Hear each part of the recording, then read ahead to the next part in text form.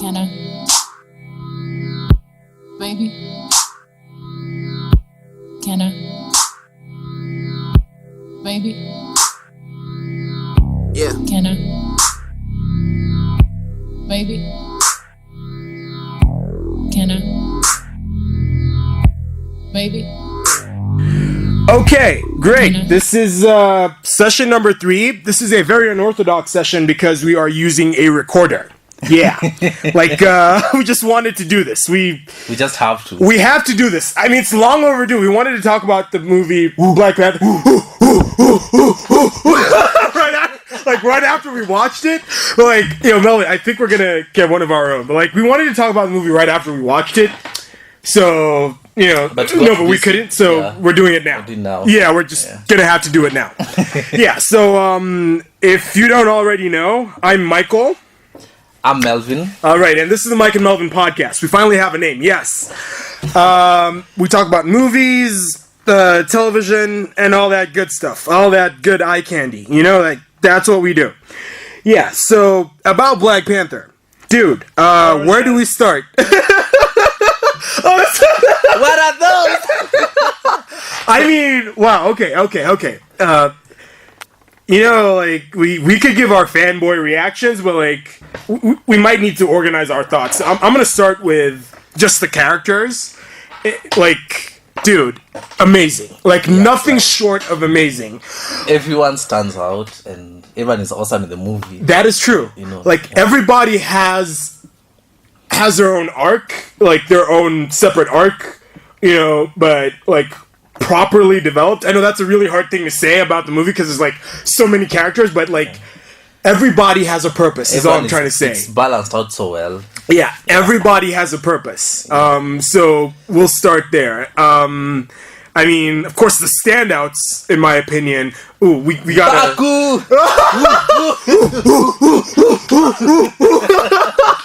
Actually, we got a new handshake routine.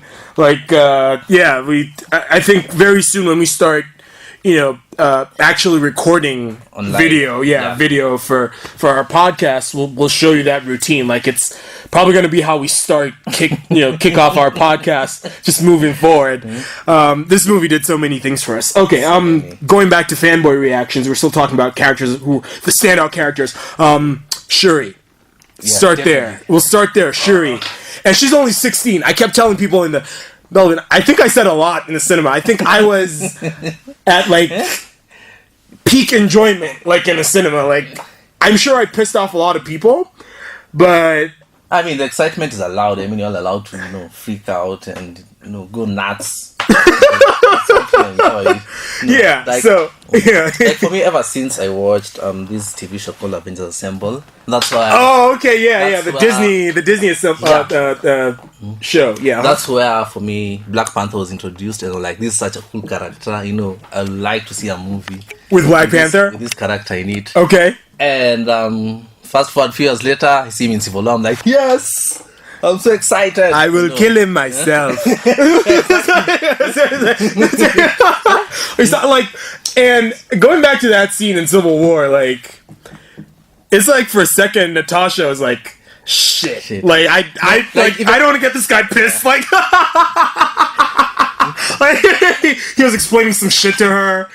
And the next thing you know is this dude in this black suit who's just running after this guy. If they had focus, I'm going to kill this guy. No, honestly, I think both Bucky and Cap would have died. If they had let T'Challa have his way. If it wasn't for Cap, Bucky would be dead. Okay, yeah, okay. Yeah. But even so, because again, I think Cap can take Black Panther. No, Cap can't take Black Panther. I mean, come on, no, but it all depends on the writers because I was looking at just the progression of ideas ever since the first Black Panther comic book. I was using, of course, a combination of YouTube videos and articles, and one of the things I realized is, there's variations to his power levels depending on the writers. Okay. So certain writers certain writers made him out to be Cap's equal or even stronger than Cap.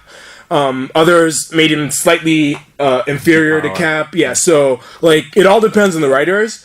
But overall, there's more arcs where he's either equal to Captain America or even stronger than Captain America. Yeah. So for me, like, I think, because also he's one of the smartest characters in the entire Marvel universe. Yeah. So he's going to find a way to beat him, you know? Like, so, again, like, I'm sorry, we're putting in all this comic book, you know, it's just fanboy reactions to the movie. And if you haven't seen it, I'm sorry. Spoilers. Like, I am so sorry. We're not going to forgive you. If you haven't gone to Wakanda, just try to get it stamped on your passport like I did. I got it stamped on. Yeah. We are going to Wakanda. I saw some of the passports. No, I'm actually gonna put I'm actually gonna put that on my. I'm gonna Photoshop that on my passport. So like the next time I go to like try to get checked out like at the airport or like at the border, like you're gonna look at me different. Like, okay, okay, so where is this Wakanda? Yeah. And like, Point me in the direction of Wakanda. yeah, point to me. Yeah. But like, you know, country, you know, it's a third world country. Oh, again, spoilers. Like, it's third world country. No, psych, they lied. So like, they portrayed it as this desolate, you know, third world hell. You know, like, but it's a lot more than that. And if you've read the comic books, you know it's the most advanced nation on earth. What I admire about the movie, especially Wakanda, is the design. Like, this was a whole new world, you know, not something you're familiar with, you know. And we've like segued into talking about Wakanda, but like we're still, you know, the focus was still Shuri, at least. So if you don't know who Shuri is, again, you're probably listening to this podcast because we're two awesome hosts. Like, Shuri is T'Challa's half sister. If you follow, you know, the Black Panther family tree, so Shuri's T'Challa's half sister, and she is just really smart, one of the smartest minds in all of Marvel. Like, probably she makes like most of Stark and, you know, and Peter Parker, yeah, like Peter she's Parker and Mark Ruffalo's character, combined. Bruce Banner. Only Banner's like Banner's more focused on medical disciplines, so and gamma radiation. Yeah, things like those. So again, it's not like Banner can't build you something amazing. It's just it might take a lot longer because his field is more medical and it is, you know. Plus, does have vibranium. No, it doesn't have vibranium. No, it's not really. Which seems to do everything. You see, like she Shuri like made so many things happen. For I could pause it. Okay, going back to Shuri. So I kind of lost my train of thought for a second there, but we're still, you know, talking about her. Like, she found a way to, you know, employ vibranium. Like she found a way to make the mining process a lot more efficient. Yeah, and I actually didn't know vibranium was volatile. I used to think it was just, you know, I don't know, because alone. You want to talk about? Okay, so it's a fanboy reaction. So like, this meteorite crashes, so this meteorite crashes in Wakanda, and you know, vibranium is, you know, extracted from that meteorite, and not only does it,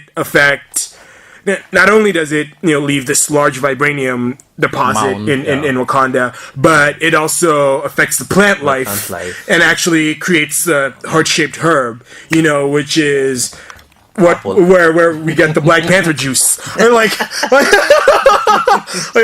so which is the source of the Black Panther juice. So like, the irradiated herb is basically, you know, the heart-shaped herb, which is the source of T'Challa's, you know, enhanced abilities. So yeah, that's just a quick crash course on vibranium. And since, again, this is a fanboy reaction, let's just talk about, you know, just vibranium in the Marvel universe. There's been a big debate on which metal's stronger, vibranium or adamantium. Isn't it more or less the same thing? No, it's not, because again, there's only two places in the world where, you know, where you can find vibranium, and the two strains are different. One large deposit found in Wakanda, and then closer to North Pole is where you get vibranium B, which is known as anti-metal or antimetal. And the thing with antimetal is it liquefies the metals it comes in contact with. So, and T'Challa in the comics, T'Challa's claws are laced with that. Like, look, that's amazing. Yeah. And again, I'm going to segue into something else. Like, I watched Rob's videos on Comics Explained, great channel, and he was talking about how to kill Black Panther. And I started to think about it too. Like, you can't kill him up close, or you can't kill him if you give him a chance to prepare for you, because when you look at the characters he's taken down in the MCU, Thanos, he's tangled with the Mandarin, he's tangled with so many villains, and he's come out on top. He's like the Bruce Wayne of the Marvel Universe. Yeah. Like, all you need to do to T'Challa is show him that you can be a threat to Wakanda, and then, like, he's gonna find a way to obliterate you, or... Miss Romanoff, I will kill him myself. Yes, I will kill him myself. Like, again, he's that type of guy. So, like, just going back to, this adamantium vibranium thing, yes, because there's a scientist who found a way to combine the two. Yeah, like, create some kind of, which is what Captain America's shield is made of. Interesting. It's an alloy. No, it's an alloy. Apparently, it's an alloy of vibranium and adamantium. It's crazy. It's very complicated, but that's the idea, behind vibranium. Yeah. So, I mean, Shuri found a way to make the mining process a lot more efficient. And Wakanda utilizes this vibranium for, like, all of their things. The monorail. Oh yeah. Their medicine. Oh yeah, they're medicine, with vibranium, which is really interesting. Yeah, so yeah, I'm telling you, there's nothing vibranium can't do. There's nothing but, like, again, when Everett Ross. Everett Ross is when Everett Ross goes down, like, he's like, this will keep him stable. Like, dude, I just speaking of that, coming back to Shuri, I like how when they brought Everett Ross back to Wakanda, and she's like, you brought me another white person to fix, another white man to fix. Oh no! Yeah. Another word we've added to our lexicon is colonizer. Yes. So, like, all you black people out there, like, if you're friends with white people who don't get offended, I'm friends with white people who don't get offended. Like, I just used the word. Like, I just dropped it the other day. Get away from me, colonizer. Oh my goodness! Like, it was very interesting. I think she was also, like, one of the funniest characters. Yeah, and she had an awesome wardrobe choice. Oh yeah, out, Yeah, her wardrobe, like, so for me, I think her name's Letitia Wright. Yeah, Letitia Wright, like the actress who plays Shuri. Like, she said in multiple interviews that she's really excited about the role.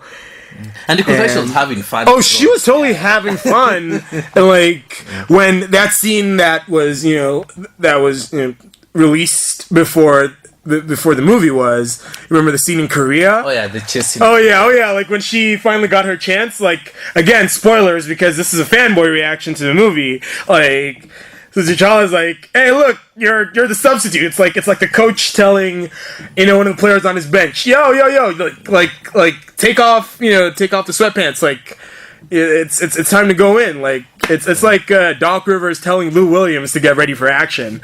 Again, I use the basketball reference because Lou Williams is, like, probably one of the best bench players ever. But like, yeah, that's the idea. So he's like, sure, you're up. I'm like, she gets in. She's like, well, and he's like, just drive. For goodness sake, just drive.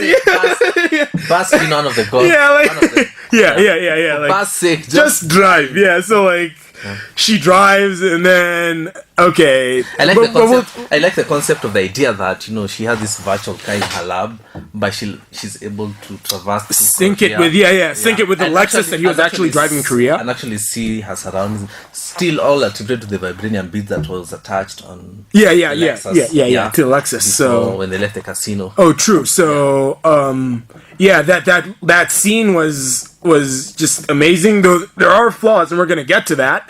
I know most of you don't want us to talk about those, but I mean, we got to give unbiased opinions. Yeah, obviously. We love the movie, but, like, again, we'll just talk about that when we get there.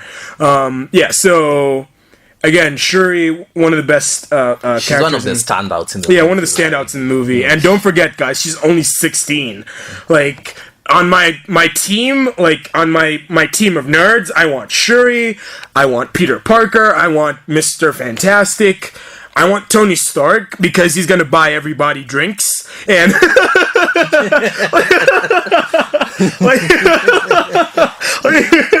like I want Doctor Doom.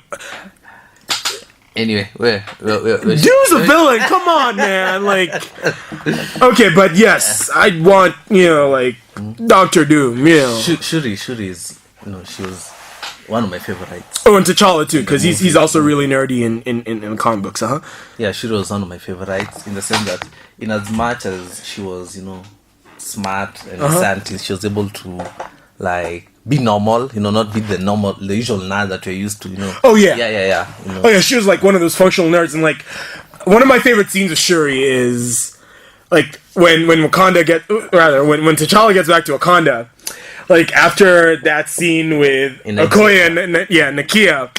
So, did he freeze? I'm like, oh my goodness. I just died. Like, it got so loud for me, like, in the cinema, like, I was just thinking to myself, oh my goodness. No, Shuri's awesome. Shuri's. And I like how, in as much as T'Challa is, the king, she doesn't like react to him like, she treats him as a She actually, yeah. And we're gonna get to T'Challa in a bit, but like, she's the one who like shows us the human fun side to T'Challa. Like she brings that out because for the most part he carries himself as a king, as he should. I mean, look, your people, like when you're a king, there's certain things you just can't really do. You can't.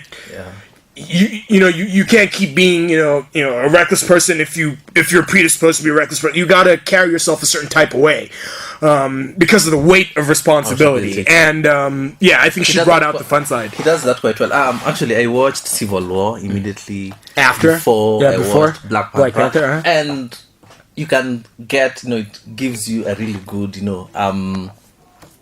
view of where he's been and where he's going to. And in Civil War he wasn't up for the leadership. No, he wasn't. Like, he was asking his dad, he was even talking to the dad all these politics they don't make sense to me.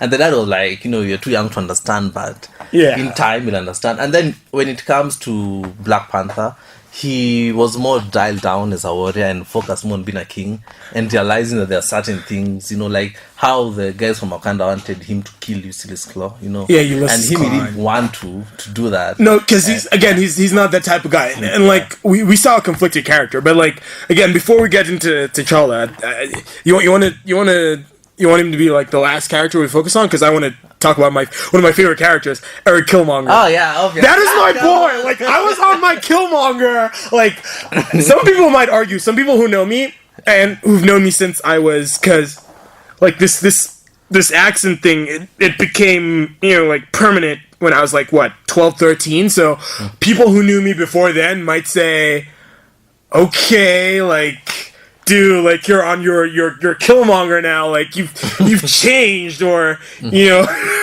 things are different. But like, some people might argue I've been Killmonger all my life, but like I know that doesn't hold much weight. But dude, I really loved Killmonger. Killmonger is so good. Michael B. Jordan's and we're gonna talk about just the rhetoric of the movie as well, because he brought so much to the movie, like the messages in the movie, the oppression of black people, slavery, and all these things, all these realities we have to deal with. Yeah, exactly. Were pointed out in the movie. Like Eric Killmonger, he just flushed them out, and also he did that in a very, very charismatic way. No, he was very like. I remember his introduction. It was so awesome for me. That was my. Oh yeah. Like where he's like sweet talking this white girl. Like, shout out to Sidney Brown. I know why, but you probably know why too. But like, I mean, like, he's like sweet talking this white girl, and then the museum, and then after that, he goes on his elitist African shit, like, oh, so you think by taking this, like, you didn't affect the people that you took this from, and like, all these things, and you start to think, because I signed up for the visual arts course last semester, and I learned a lot about African art, and in particular, authentic African art, because authentic African art is a lot more utilitarian than, you know, the art that is, you know, on displays in, you know, in Europe, in the United States, like, because that's essentially what it's, you know, dumbed down to, just, you know, just art forms that you can display in a museum, when it's a lot more than that, because there's a whole, you know, there's a culture behind them, right? Yeah. So behind some of these artifacts, and that's one of the things that Eric, like, this movie's so rich with context, like, yeah. So that's one of the things that they alluded to in that is, look, this is not just a utilitarian piece. It carries a lot more weight, and you know, by putting it here, yeah. So now we need to think as a society, like, okay, so this art is not authentic because it is very contextual. Its application is very contextual. Like, I don't know if you got the same vibe, because I got that vibe when I was watching that movie. You know, like, yeah, I think, and Eric Killmonger, like, he flushed that out in that scene. Yeah, Killmonger, you know, at the museum. In the museum. Yeah. That, no, okay, he was bringing back this colonization thing. Oh yeah. Yeah, but my favorite line from Killmonger in the movie was, okay, he had so many throne room. Oh yeah, he had so many killer lines. Like, he is my guy. He is my guy. No, there's this scene in the movie where he's fighting T'Challa on the challenge. Yeah. And you know, they've gone the first round, T'Challa is down, you know. Yeah. And he goes like, you know, every breath you take is, you know, like, mercy from me. You know, like, this guy had focus. You know? Oh yeah. And that's one of the things, like look, we'll get to that dynamic in a bit, but I'll say this before we get there. Like, again, it's that. I remember Mark, you know, because we went to watch a movie with Mark. Mark said, you know, like, Eric Killmonger is amazing, which he is. I mean, the comics, like, when he shows up in that jungle action, oh my goodness, like, the whole time this guy's just, because he throws him, like, into a ravine or something, like, in that arc, like, the whole time T'Challa's asking, who the fuck is this guy? Like the whole time in that comment, like, because he doesn't introduce himself like he does in the movie. He just shows up. Just beats him up. And like, he goes to Ramon and is like, hey auntie. Yeah, oh yeah, that's one of my favorite. Like, hey auntie, like, oh man, I love that. But like, yeah, but like, he's removing his shirt. He's like getting ready, you know. Oh yeah, like, this guy he reminded me of Bane from Dark Knight, and I think I told you that. Oh yeah, similar. Yeah. Remember when the first time Batman met Bane on the staircase? You know? Oh yeah. And he's like, let's not stand on ceremony here. Yeah. Oh yeah. Let's just get. You know, that's do this. Yeah. Reminded me the same when he's removing his archer. Like, oh yeah. I think that's gonna be our reaction to everything positive. Yeah. Like, when we can't do the whole, you know, like, shoulder dance move. You know, like, we're gonna do like the whole Mbaku thing. Yeah. We're gonna do that. Like, that's gonna be our response. Like, our ululation. Like, that's now the standard ululation to things. So like, when you like make us happy or make us sad, depending on how it goes, like. Yeah, that's now our thing. So, like, coming back to Killmonger, I for one do not find him to be a villain per se. Mm-hmm. I think he's just an extreme version of T'Challa, you know. I'll point out why he's a villain. He had the same, you know. Okay, he wanted what was best for Wakanda, but he was extreme. I don't think he wanted what was best for Wakanda. I think he wanted to right a wrong. You know, like, exactly. He wanted to right a wrong, which is the oppression of black people. You know, which is hurt society. You know, like, hurt our society for a long time, and you know. I mean, which is really, really affected black people. And I remember when he said something in the movie, and right before the final act, like, you had all this technology, like, all this time, and you didn't help, like, you didn't do anything, like, because where I come from, you know, I had to deal with this shit, I had to deal with that shit, like, again, he made a few valid points, but I'll tell you why he's a villain. He was a damn sociopath. Yeah, obviously, he was a terrorist. Are you kidding me? Like, dude, that girl who, by the way, is really hot. I can't really remember the name of that actress. I saw that afterwards. Like, the girl who played his love interest, who had like only 2 lines. The one who died. Melvin, she was hot. Melvin, come on, straight up, she was hot.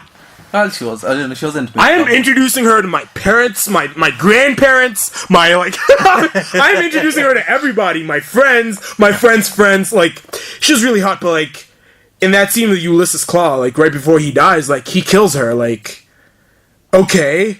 I thought to myself, okay. I didn't see and also his grand plan was to just eliminate people. Like, and T'Challa, one of the things that showed growth of T'Challa's character is, dude, you're becoming just like the people you don't like.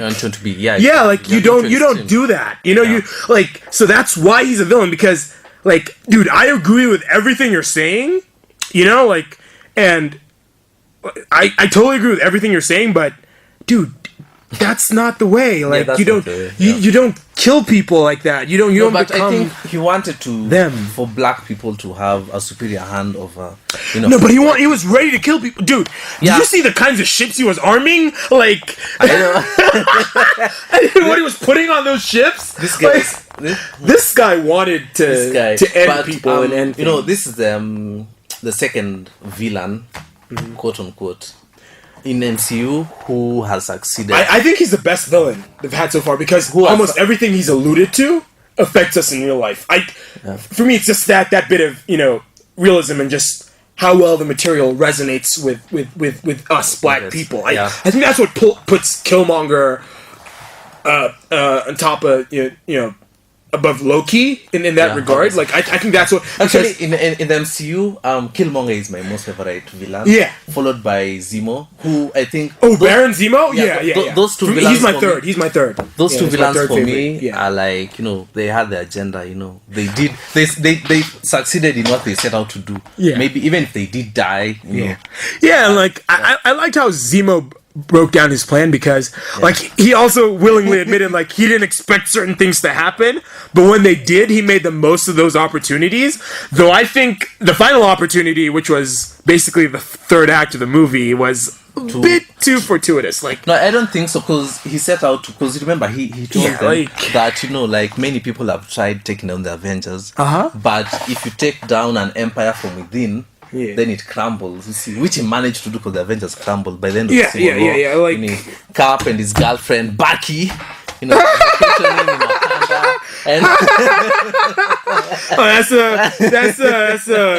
a honeymoon. Like, I mean, at this point you just have to agree that Cap is in love with Bucky or something, because they do that romance on her. No, but I mean, think about it, Melvin. Like, this guy stood up for him when he was young. He was 5'4", like, couldn't do anything, like bones and skin. I mean, it's not like, again, because this is hyperbole, like the way we do it. So if you're not a fanboy and you're trying to find out why we're saying these things, no, it's not like we're implying Captain America is gay. It's just like the affection he has, which is not a bad thing to have. And again, it makes you question the way we view things as society. Sometimes it's like, no, it's just we're hinting at something. We're using like, if we can use hyperbole to define situations, like I've waited a decade for my milkshake, or like, why can't we use hyperbole to define things like those? So for me, it's okay. He owes this guy a lot, and I think I think he's just being a good friend. He's been a good friend. I think he's just being. That's what it comes down to. You know me, I'm the biggest. Aside from the jokes, I'm the biggest Cap fan. Like, I've been. Since that much, I can give it to you. Look, Melvin, I can give it to you. Remember that 2 nights ago we had the conversation on whether or not I was Team Stark or Team Captain America. Like, I admitted I like both characters. I was probably leaning a lot more towards Team Stark. Well, not only because Black Panther was on that team, but like, I mean, it's Team Funny. I mean, it's like Team Funny, but also, like, they both had some valid points. Yeah, obviously. Both had some. They had valid points. So, and the Civil War arc is a lot bigger than that movie. Like, I want to tell you right now, because this is a fanboy reaction to Black Panther, the Civil War arc is a lot bigger than what we got in that movie. A lot bigger. So, don't be fooled. Like, it's crazy. Like, it's 100% crazy. Like, but the movie was still awesome on its own. On its own, yes. Yeah. Because, again, we established this in the first episode. By the way, check that out. Really, really good episode. Like, if a movie succeeds at presenting everything defined in its premise, good movie. Perfect movie. Yeah, good movie, great movie. Now it's it's things like the performances. It's things like the creativity of the actors that pushes the movie. That makes it enter that exceptional, that super amazing category, but if it succeeds, you know, if it fulfills its premise, like John Wick fulfills its premise, Oh, like, yes, yeah. so it's a good movie. It's now just the dry humor and, you know, Keanu Reeves' performance that pushes it over the top. You get what I mean, right? Yeah, like, yeah, and we established that in the first episode. So, by those standards, Civil War was a great movie. Yeah. It was a And good- speaking good of Civil watch. War, in relation to Black Panther, Yes, I yes. feel that T'Challa was dialed down in Black Panther than he How so? was. Because we're gonna get to T'Challa. We're still. You have to go back to my boy Eric. Like again, like. But yeah, we'll get there. But you can make your point so we can introduce. So we can introduce it. Okay, understand, because in Civil War he was more of a warrior, and in Black Panther he's trying to be more of a king.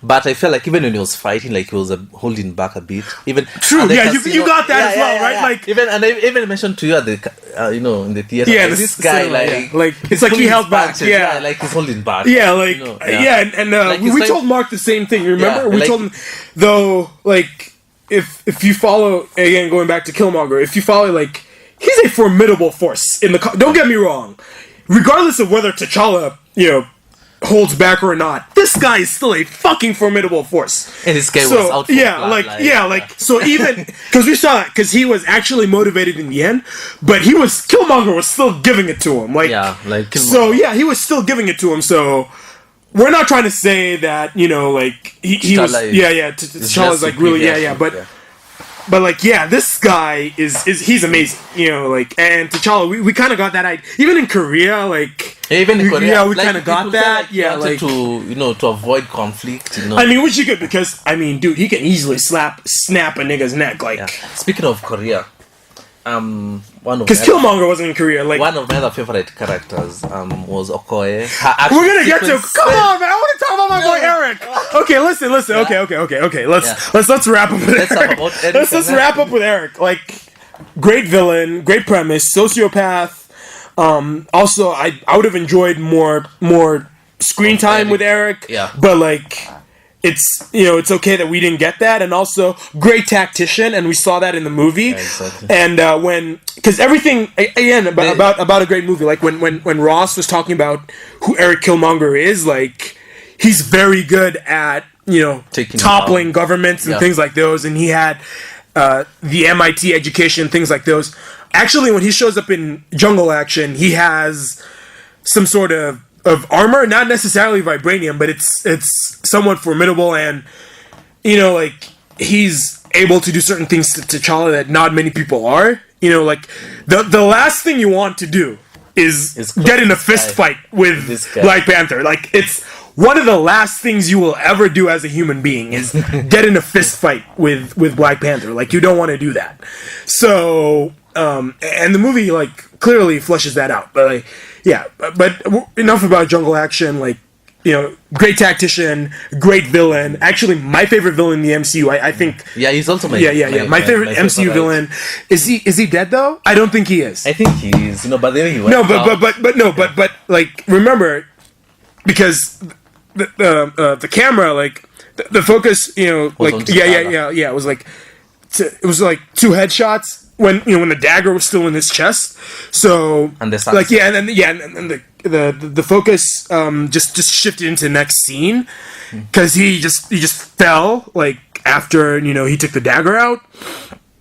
I'm thinking that was enough time for T'Challa to use one of those vibranium beads. Of course, vibranium. Yeah, so I don't think he's dead yet. So again, we're spoiling it. Yeah, we're spoiling the movie, but, like, I personally don't think he's dead yet.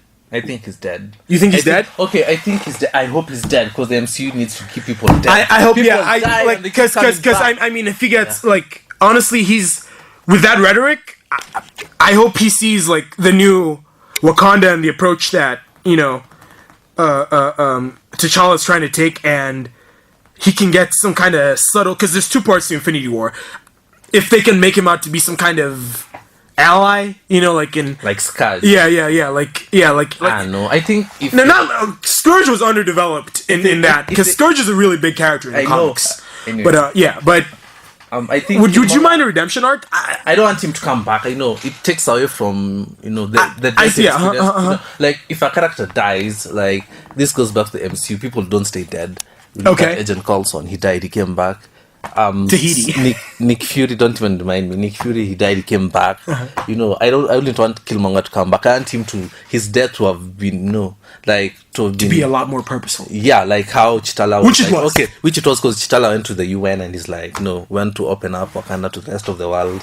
Which is a good thing. To the rest of the world. Yeah, to the rest of the world. Like, I mean, and then this guy asks, like, for a second, because you can see the look on his face, like, this guy asks, so what does Wakanda have to offer? Yeah. And this guy looks at him for a second like, bruh, you don't know. Please. Like, bruh, you don't know, man. Like, you don't know. Like, and a part of me was thinking, because inside, like, I had this elitist notion that, Wakanda for Wakanda, but I thought about it, like, no, that's how it should be. Like, and also, like, Melvin, I'm writing a book, a tech book right now, and I'm writing all these things, and I do a lot of open source. Like, I do this because I want to share my knowledge with other people. I'm writing on Medium. You can check that out. Luchum and Bruno Michael on Medium. Like, it's just a bunch of tech articles and some basketball articles. But, like, I realize now, that's what he's trying to do. Like, he's trying to share. So if you have something, you share. I mean, there's no point being selfish. You like, progress together. And, let's go together. Yeah. This idea of individualism, Mm-hmm. Yeah. Yeah, so like, for me, I totally agreed with that, and all I'm trying to say is, he doesn't have to come back. Killmonger doesn't have to come back, but if he does, I'm thinking it will be a lot easier to give him that arc, considering what T'Challa has done. He's probably going to think like, okay, you've made an effort. He's still going to be that defiant person, because that's who he's predisposed to be. Yeah. Like, that's wired into his being, but I think he's gonna partly accept what T'Challa's trying to do. Like, okay, look, I am trying to share. But, like, yeah, if he comes back for a redemption arc, I wouldn't mind it. If he says that, I don't mind it. I don't mind it. I don't think he's going to come back because T'Challa offered to, that he was like, we can save you. Yeah, we can save you. Nah, so which I thought, again, was another showcase of leadership. Yeah. He's just an altruistic person. Like, T'Challa's not a bad person. He's not a bad like, person. Again, that's another thing. Like, he's like one of those, great leaders of old. Like, not a bad person, but the type of person who understands what the rules are and, tries to, apply them, try to apply the law where necessary, and then try to see the weaknesses in the law. And, like, he's just one of those guys. He's just a good guy. Speaking of T'Challa is a king. Yeah. When he was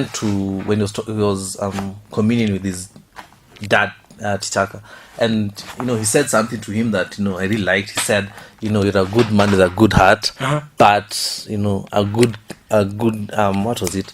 You're a good man with a good heart, but a good man cannot be king. Yeah. Which shows like there's some steps you might need to take. Yeah, you might need to take. It might be extreme, but it's for the best of the country. That's why you remember in Auckland when he killed, his brother. Yeah. In Jabu. I just had to throw that out there. Like, one moment, Donald K. Sterling is speaking in this American accent, and then after that, brother, welcome. How is Wakanda? And, like, for a second there, I was like, okay, but then when you think about it, he was a spy. He was a spy, yeah. So, and, like, I remarked in the cinema, I want one of those tattoos. Those lip marks. I think those are engraved with vibranium because they glowed. Yeah, because they glow. Yeah. He's actually just pointed out, like, Stalin is one of my favorite, actors working like that. Sterling K. Oh yeah, like this guy. His speech at the Golden Globes. Golden Globes. Like, so touching. That was a good. Like, I don't watch. I told you I don't watch the awards shows, but, like, I watched his speech because it was shared on Facebook. Yeah. Very well written. I don't think did he.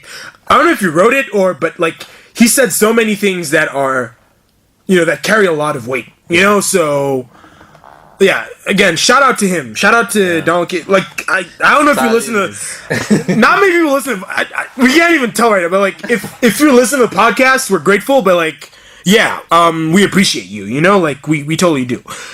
So, let's move to Okoye. Okoye, yeah, so we've wrapped up Eric Killmonger, and just, okay, because, again, he's, like, my G, but, like, I'll say this about Eric Killmonger again, like, in relation to T'Challa, like, I think he is remember what you said about what T'Challa's dad said to him. I think that test that makes you go to the next. I think Killmonger was as good a test as any for T'Challa. I think moving forward, he's going to be an even better leader. I think he's going to take center stage in that Infinity War movie. I think he's going to be like at that Captain America level where he's like, listen guys, no, we're going to do this and we're going to do that because this threat is doing this and that because he's one of the smartest guys and he's also a great strategist and also just a great leader in general. So he's going to be like, engage all defenses. Exactly. And so get this man a shield. We will protect this part of Wakanda and protect this part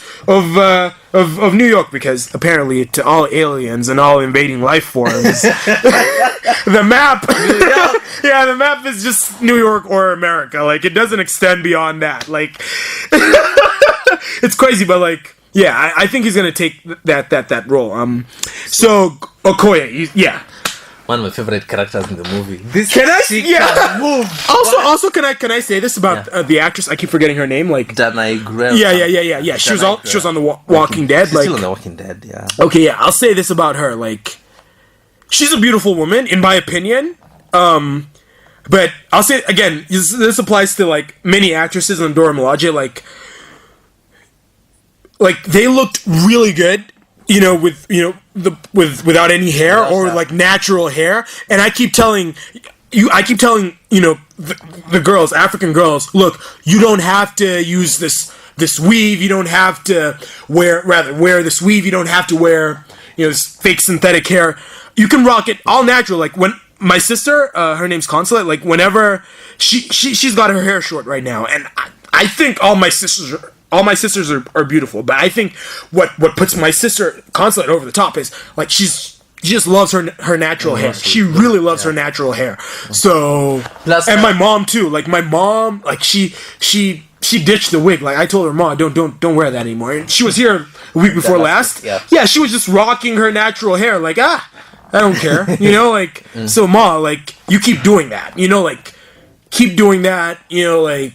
I hope my sister keeps doing that, like embrace the and Okoye, they all look beautiful in my opinion. Yeah, actually, the costume designer was like they wanted, this African, feel to it. Oh yeah, true. And that's always like short hair or bald heads. Yeah, and I think they looked quite awesome, especially the Dora Milaje. The Dora Milaje, yeah, and also like another thing I really love about the movie is the women weren't over sexualized. Yeah, exactly. Like again, yeah, the counterparts of T'Challa. Yeah, and which is amazing because like and as much as they protect T'Challa as his bodyguards, as his personal cavalry, like they have a voice of their own. They have a voice of their own also, and they're allowed to get married and have all these freedoms, but like whenever they're with T'Challa, they're like, hey, what's going on, buddy? Like like, so what do you want us to do today? Like we're gonna come through, okay, this is how we're gonna plan our defense, this is how we're gonna like it's like sometimes T'Challa is like a coach and like these are the players, like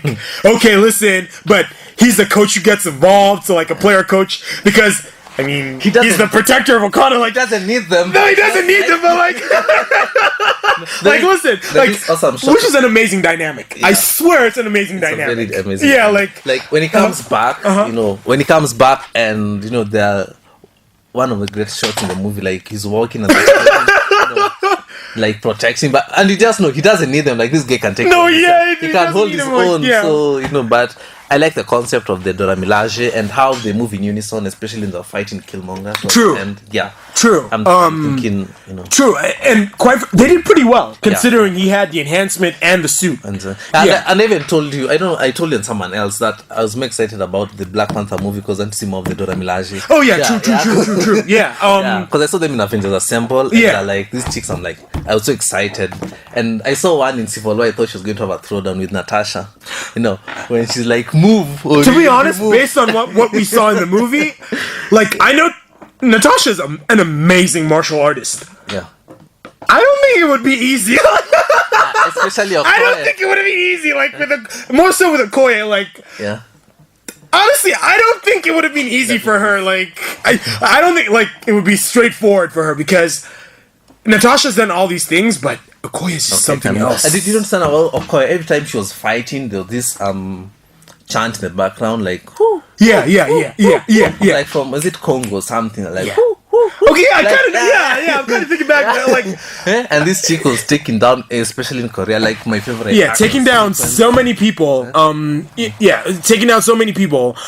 But like another interesting thing about Okoye is like just how well she was able to, how well she not only with her prowess as a fighter, but like how well she articulated certain things about her surroundings. Like for instance, bullets. You remember in Korea, like so primitive. Like, and then she got out on top, and like the way she threw a spear, and like it's not just combat; it's also the way she carries herself as a combatant. Because that's really her her trade, combat. But also we saw certain we saw her deal with the other responsibilities of the Dora Milaje, being a leader of the Dora Milaje, which were just being loyal to the crown. You could respect that. No, like like you could respect that in the movie. Like it's another thing. Like her loyalty, I think her understanding of the cause, the Dora Milaje, was really good. And also I love the fact that she didn't hesitate, when T'Challa came back, like, because of her understanding of the law, like, the challenge is not over. Yeah. So she's like, that's still my king. Okay, guys, listen, our king's still alive. Now we gotta do our thing, okay? Like, let's But I think some point her loyalty to the crown sort of got in the way of her, her beliefs, and pretty much because she grew attached. She could tell like Killmonger was extreme, but she still was like, he's the king. So yeah. Like I said, you could respect that. Yeah. Which is one of the things that made her character like really, really, really amazing. Like for me, I just remember her. In the casino when she was taking down. Dude. With the spear, like I've never seen someone so dexterous with the spear. And she's like. And you remember, like, when it's like she flew down in the red dress, like... That looked good, actually. That shot looked good. But, like, the thing that really amazes me is how this guy, this one minion, got hit in the balls, got hit in the head, and got electrocuted. And then off. Dude, dude, that should knock you out, like, with a vibranium spear, like... No, and she continued knocking him down, and then dude, that was too much in my opinion. Like, I'm not getting up after that. Like, I'm not working as a sellsword after that. Like, my career as a sellsword, as a mercenary, is over. Like after that, like if I have to go up against that on a continuous basis, she was doing that. She was, and even the catches when she was with Nakia, like I was like, dude, I wish I could just like watch that scene right now, like. When she got on top of the car, I was talking about that. Boots are magnetized, and still the red dress, and she throws down this spear. The aim also was amazing. Which stopped an entire SUV. Like I'm thinking, damn, it's a vibranium spear, man. It's vibranium, bro. It's vibranium. Like, everything's vibranium with these guys. Like she's the type of person I don't have my back, And, Okoye, listen, I'm in the fix right now. Where are you? USIU, okay, I'm coming. I am coming. Shit, she just shows up, and you just tell everybody who's like fucking with you, you're gonna get it now. You're gonna get it. The Korea's gonna kick your ass, like, which she will. Her abilities as a combatant are, in my opinion, just they're just blown up. And also how she related with T'Challa, true. I liked how she was like telling him like he was in train of sorts, like. Don't freeze. Yeah. Like the jet scene. Yeah. Like I never freeze. And then he descended. Like you can tell how well she knows him. Because he froze at some point. Oh, he froze. Like, bro, this is weird. Like, Nakia. Hi. Like, damn, that African. I said. Oh my goodness. Like, you should. He's like, Nakia.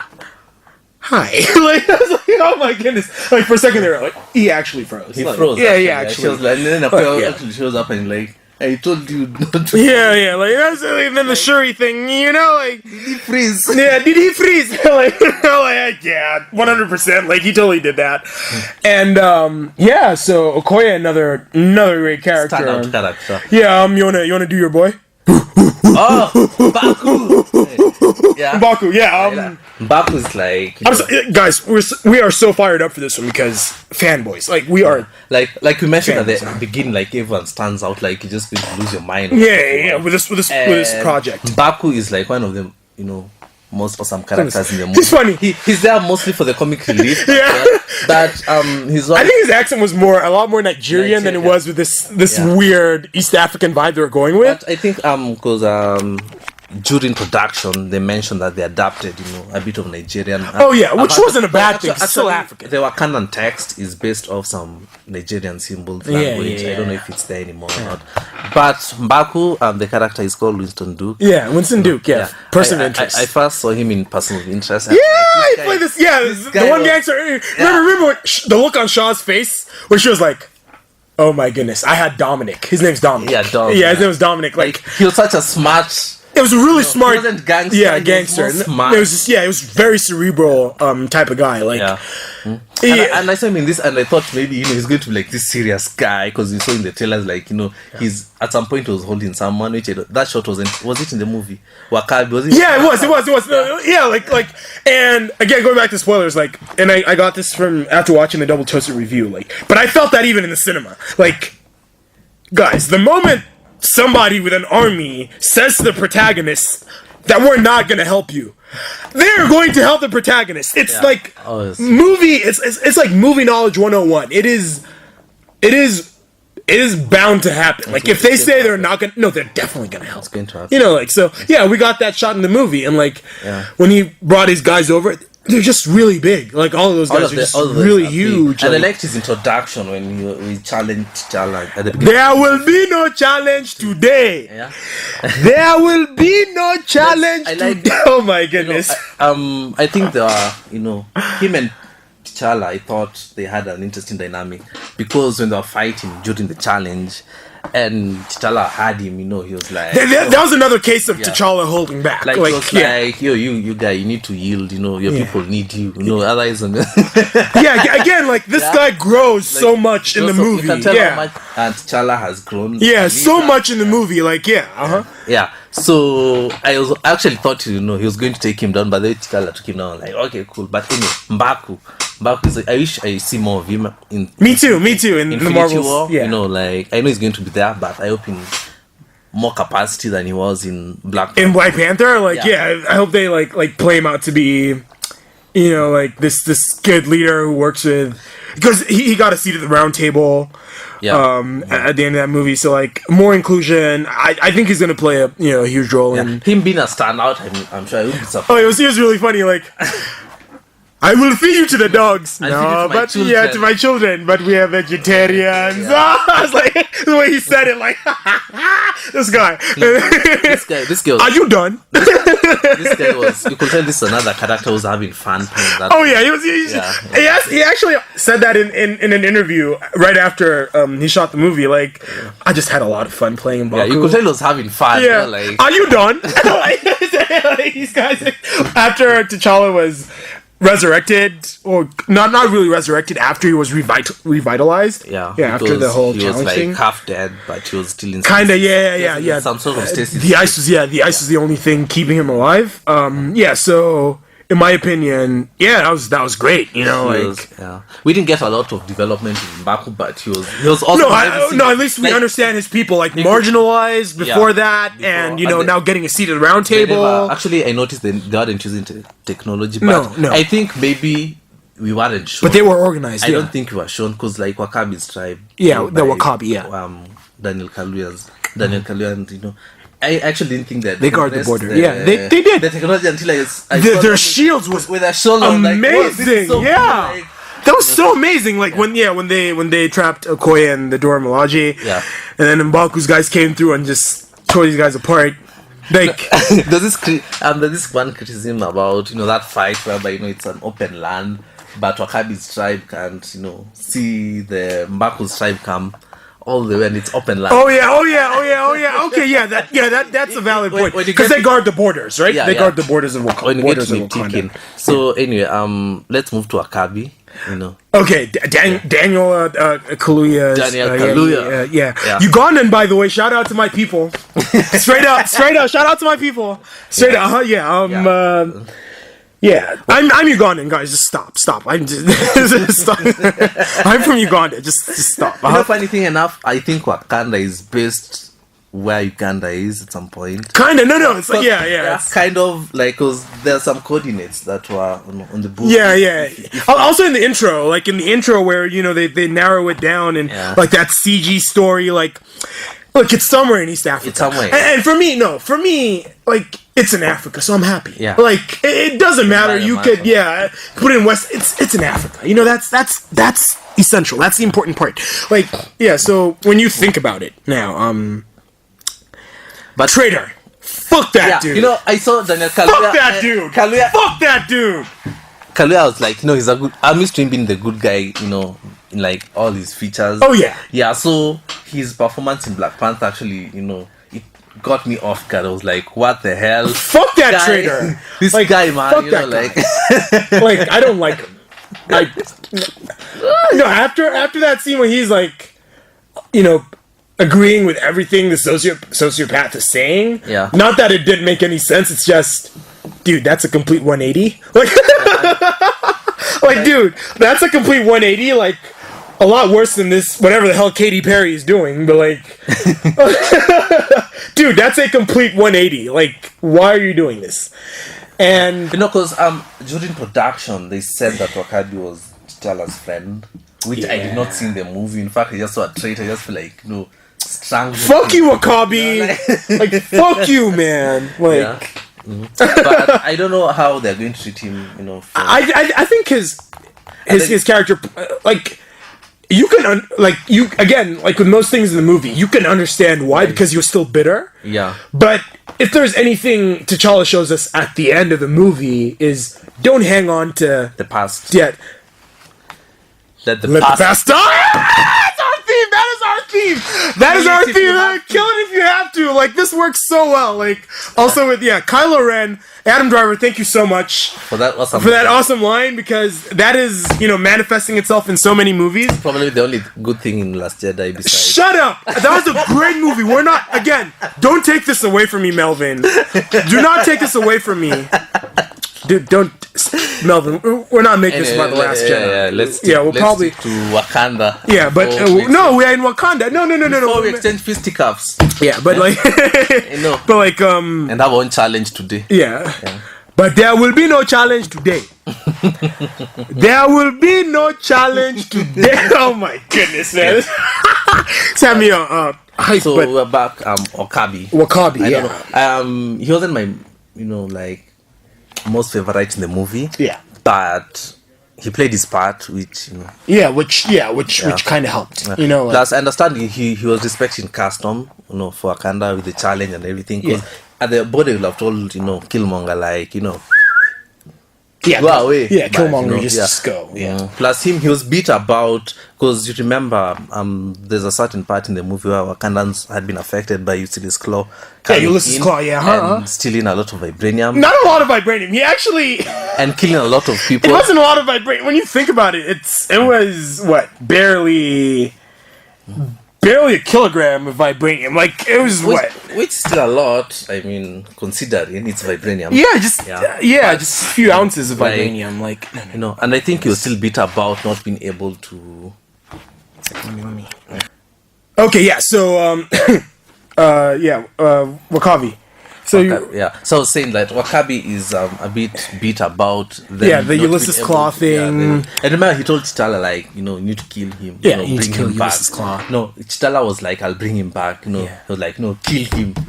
You gotta kill him.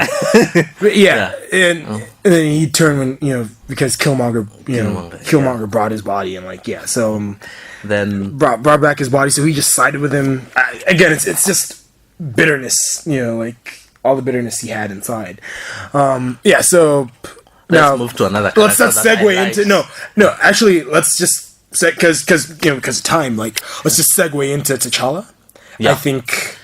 Who is? Wait, before you move to T'Challa, you have to mention, Okay, now let's just talk about like the other characters who made a lot of sense. Ulysses Claw, and then Ramonda, who in her, she didn't have as many lines. Angela Bassett, but she was still great. Yeah, she looked great. Ulysses Claw was just really funny, in my opinion. This girl's having so much fun. Like, I made it rain when he blew up that man. It's not I made it rain. Like in his South African Dutch accent. Like also.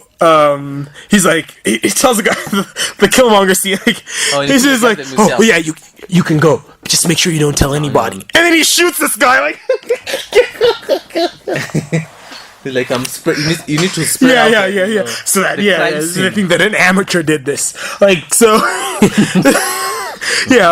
Ulysses Claw had fun. Ramonda was great. She looked beautiful. This woman does not age. Angela Bassett does not age. Like Lauryn Hill still looks great. Though, as far as rapping is concerned, she's fallen off a cliff, but she still looks great. Perfect. Yeah, she didn't have a lot of lines. She didn't have, but she didn't need to have many lines. I think that made a lot of sense. So no, maybe they can build up on a relationship with T'Challa in the sequel or something. Oh yeah, because that's. I like that it was hinted that T'Challa's not his biological mother, but but like he respects her a lot, and like he looks up to her, and like he reveres his mom, stepmom, which is great, amazing. So now Nakia, great spy, but she played her role really well. She was my least favorite character in the movie, to be honest. Really? Yeah. Why? I think I expected... Your girl Lupita? Yeah, I expected her to do more, but... Okay, I liked the idea that she wasn't just a love interest, that she was a warrior. I liked when she was given the uniform for Love the that too. Yeah. Love that too.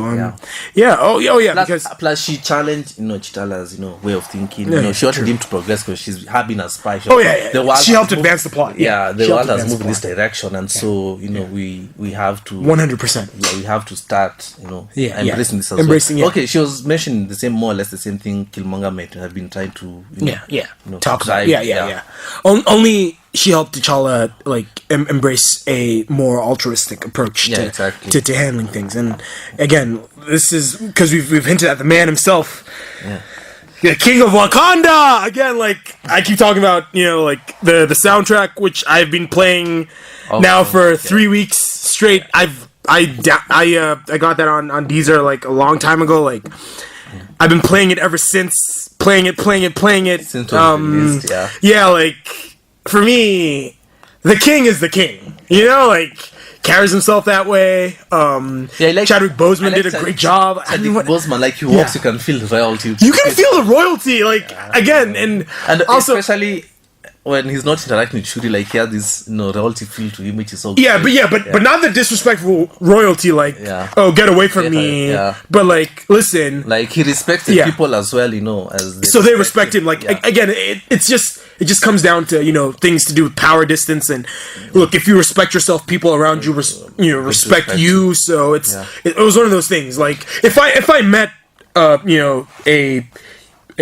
T'Challa-esque leader, like let's say he exists in the real world, I would buy his existence as a Black Panther, as a leader of an African community. I would buy that completely. Like, oh hey dude, but like look, I know there's certain things I can't say to you and things you can't say to me, but it's cool, we'll talk, and I buy that. I like this is a growth for him. I like I always tell you, I like stuff where characters grow. You can see that from, and I always go back to Captain America and Bucky, see where they started and where they are, and you can see T'Challa how he was introduced to us in Civil War, and in Black Panther, it's a whole different, it's less of him being a warrior, more of him being a king, and him being, having to make decisions not just for himself but for everyone, in the country. And I liked him a lot. I like that third act scene where he announces to the world that he's back, and like he stretches out his arms. Like that gave me the inspiration for like my next costume or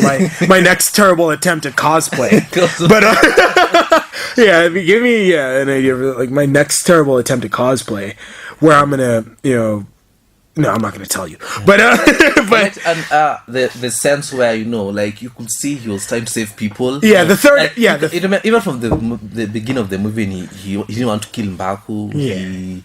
He didn't want to Ulysses kill Claw. Killmonger. Ulysses Claw. He wanted to kill Ulysses Claw. He didn't want to kill like people. He's a good guy. No, he's a good person. Save everyone. Yeah. Even like Killmonger after all he's done, and like, no, he can still save you. Yeah, we can still save you. Yeah. Like, yeah. And I like that he respected Killmonger. And the way he saved Killmonger was colonizer. He saved the colonizer. Like he saved him. Like, like the Killmonger told him, like, my father told me Wakanda has the best sunsets. Yeah. And so T'Challa took him. Oh yeah, to watch. Yeah. Yeah, But to show him, like, don't you think that was more like a product of like just convenience? Like, do you think it was like uber convenient that their fight like ended right before sunset? Like, no, I think because from Civil War he mentioned something about death. He told and I think guys from Wakanda. No, I'm talking about that scene. Yeah. Like, I think it was just really convenient. Like, I think it was, it had to play out because this is Eric. These are things you're being told. Like, you're being told Wakanda is a fantasy. It's all these things. I know now you're there. Yeah, and so as a dying wish, I'm showing you all these things.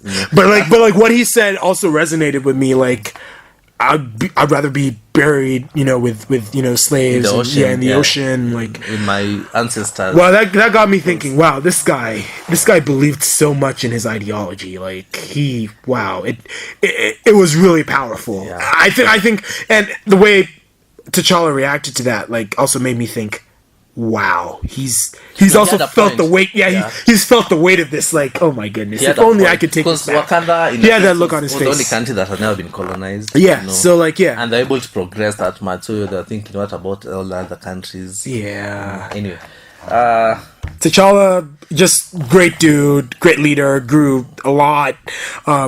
Amazing suit, also, and one of the smartest minds in all of Marvel. They didn't really emphasize that in the movie. I think they wanted to put the focus more on Shuri. But he's also, because they hinted at it, because he said something about, like, in the lab, like, when they were talking about the suits, like, he knows everything about, in the comics, he knows everything about the molecular properties of vibration. Like, he's a nerd, but, like, in the movie, they hinted at it like, oh, so you improved on my original design. So it's almost as if... But I think they, you don't want to have a Mary Sue sort of situation. Oh, yeah. Whereby all of a sudden he knows everything. Yeah. I think they want us to gradually accept his smarts. Yeah. So I think moving forward, they're going to... I think Black Panther 2 is going to be... focus a lot more on his...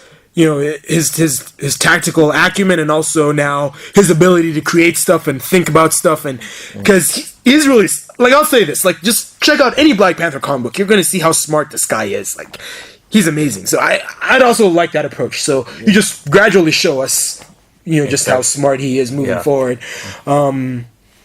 Again, just great guy, man. I like Chadwick Boseman is Chadwick awesome. Boseman, and I think even Kevin Feige said they never had anyone else in mind apart from Chadwick Boseman. Yeah, like, I mean, he did it so well, and like, high key, I was looking at myself in the mirror the other day, like, the facial features. I think, with the facial features, I've actually grown a lot more hair on my chin, so I'm thinking I'm a lot closer to T'Challa than most people might think. In terms of appearance, So, I think the one thing you can knock the movie for, and we hinted at this before, again, right before we leave, is at some point, the CG. The CG. Yeah, at some point. Yeah, the models felt really light. I remember saying this after, we watched the movie, but then when you sent me that article, it kind of opened my eyes to just more depictions of this sloppy CG. And very interesting analysis by I keep forgetting his name on that site. That writer, that Indian writer. Like, okay, so the average movie has about between 1,000 to 3,000 CG shots nowadays. More than yeah. 2,000, 3,000. Yeah, so that's. I think they mentioned that at least in every shot there's a CGI. Yeah. So CGI. But anyway, in Black Panther, I could feel it sometimes. Like the models were too light. The somersaults. Yeah, especially like even in Wakanda, like the background you could tell was 3D, true. You can tell like okay, this is CG.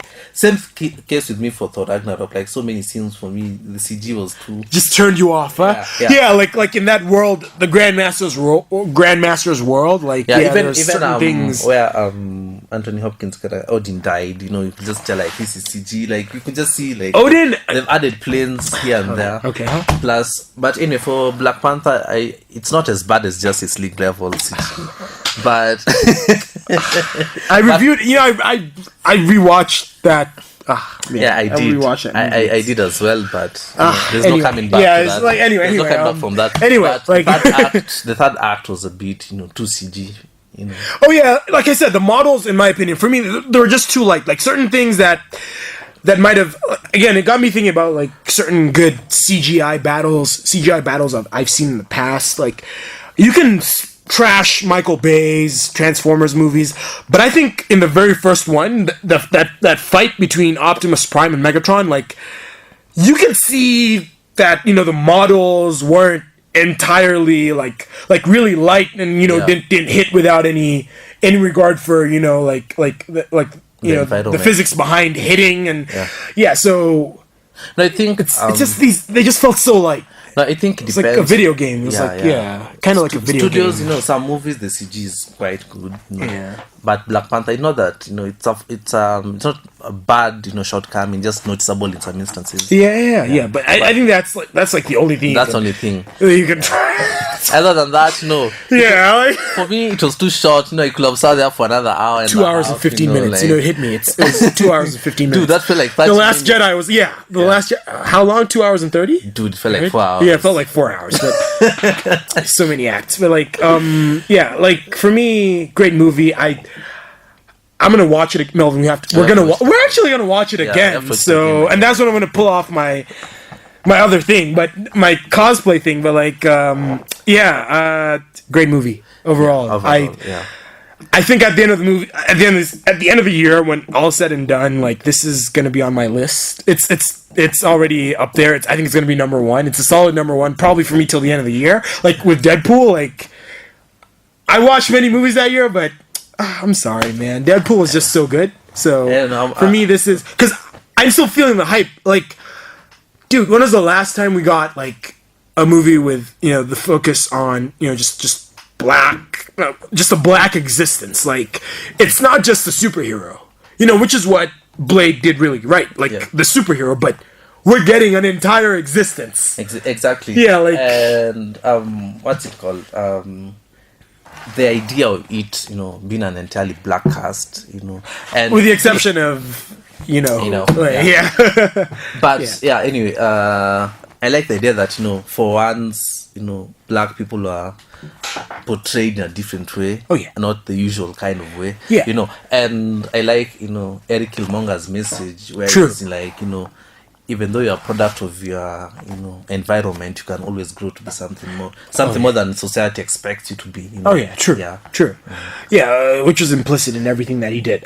So for me, like Melvin, as we just close, I just want to let everybody know that these are like my final words. Like I want to let everybody know that this is a great movie, and like when you watch it, like.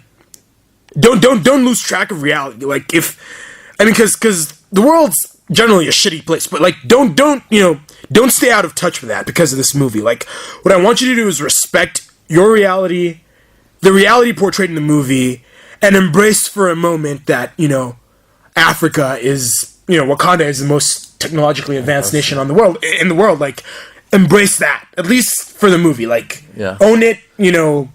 Just enjoy it. And then just try to get back in touch with your realities. I think that's the best way to handle things. So come to the end.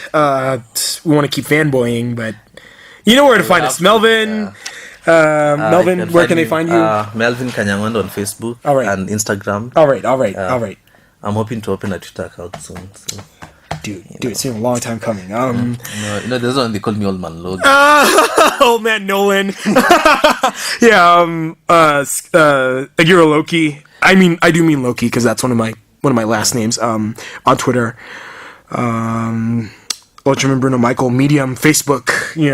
I'll use properties. Just holler at me. We had fun. Yeah.